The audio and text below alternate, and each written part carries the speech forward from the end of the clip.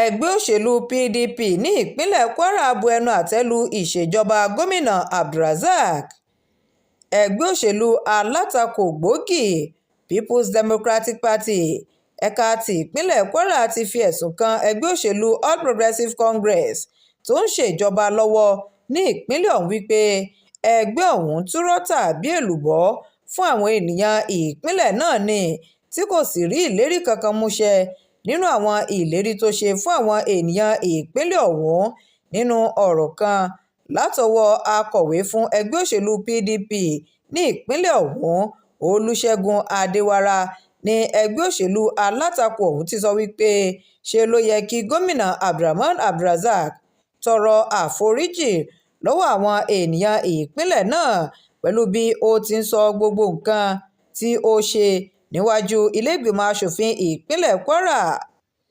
ẹgbẹ́ òṣèlú náà tún sọ wípé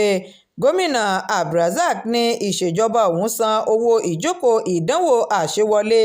sí ilé ẹ̀kọ́ girama fún àwọn akẹ́kọ̀ọ́ tó lé ní ẹgbẹ̀rún mẹ́rìndínláàádọ́rin ní ìpínlẹ̀ ọ̀hún àti owó ìdánwò junior WAEC àwọn akẹ́kọ̀ọ́ ẹgbẹ̀rún méjìdínlọ́gọ́ta-lé-ní-irinwó àti 20. Bákan náà ni ìṣèjọba rẹ̀ tún sanwó ìdánwò WAEC fún àwọn akẹ́kọ̀ọ́ ẹgbẹ̀rún méjìdínlọ́gbọ̀n-lé-ní-ẹ̀ẹ́dẹ́gbẹ̀ta àti owó ìdánwò